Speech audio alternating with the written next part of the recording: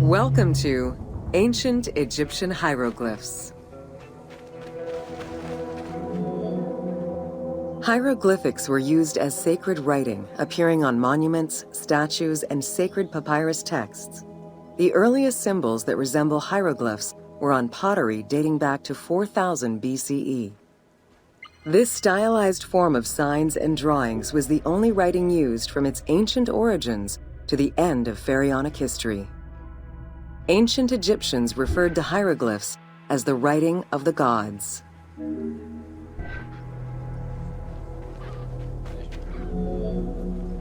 Considered a difficult language, it was intended for pharaohs, nobility, and priests, and meant to be used in ceremonies, within tombs, and for government records.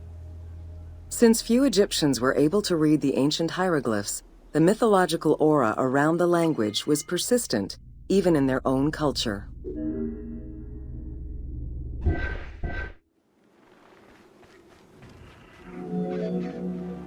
The structure of hieroglyphs offers insight into Egyptian culture, not just in what the translations say, but in the structure of the symbols themselves.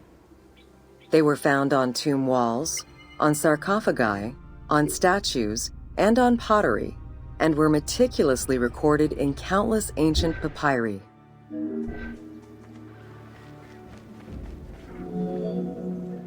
In many temples, priests would perform rituals and daily offerings.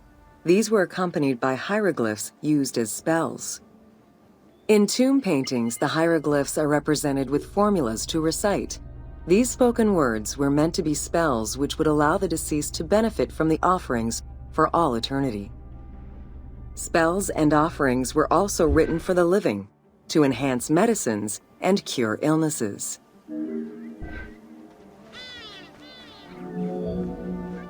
The most famous of ancient Egyptian documents is the Book of the Dead. Written in hieroglyphs and hieratic texts, it depicts important spells and rituals. These spells were intended to ensure a smooth transition from life to death and allow the deceased to safely navigate the perils of the afterlife.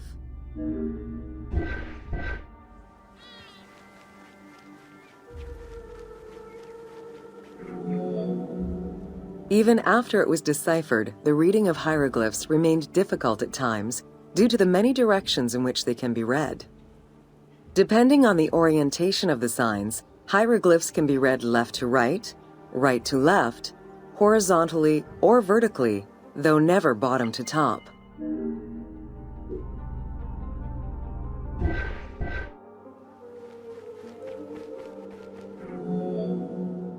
A clue on which way to read is to first notice which direction the figurative signs are facing.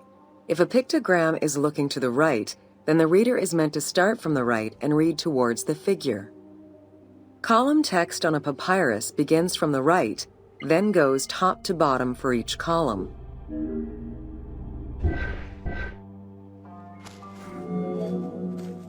Text written on tomb walls resembles the structure of a page from a comic book. The text can be placed in front, behind, or above the character, and its symbols look in the same direction as the character.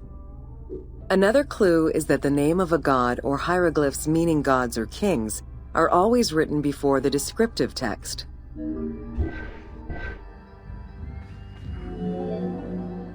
Compared to alphabetical languages, Egyptian hieroglyphs have more symbols. Confronted with the absence of vowels, the Egyptians invented a category of signs. When placed at the end of words, these signs help inform its meaning. For instance, a drawing of a lion will refer to a lion and also relate to the abstract concept of a lion as something dangerous or powerful.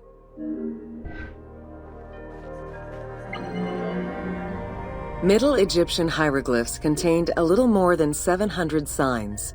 By the end of the Greco-Roman period, there were 10,000 signs. Egyptologist Sir Alan Gardner created a list classifying common hieroglyphic signs and their variants. Ancient Egyptian languages have many similarities with Asian and African languages. They have evolved in similar ways to the various forms of written Egyptian. These languages belong to the Hamito-Semitic group. There were 5 clear evolutions in the Egyptian language, each with their own distinctive structure. These languages are known as Old Egyptian, Middle Egyptian, Late Egyptian, Demotic, and Coptic. Coptic is the only living language that allows linguists to define the vowel structure and to distinguish different dialects.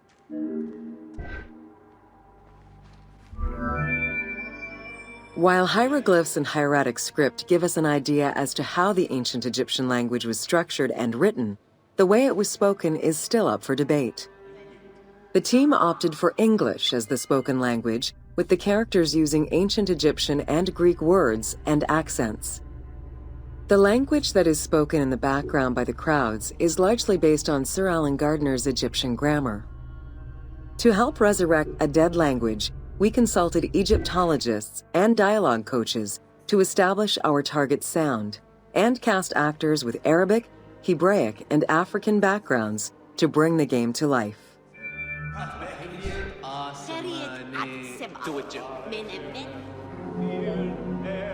After Alexander the Great's arrival in Egypt and the establishment of his reign, Greek became the language used by the governing bodies.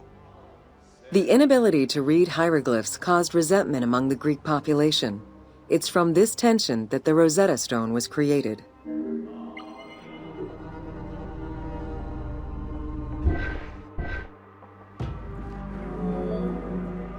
The spread of Christianity ended pharaonic culture and resulted in the destruction of its pagan monuments. This also marked the end of hieroglyphic writing and understanding.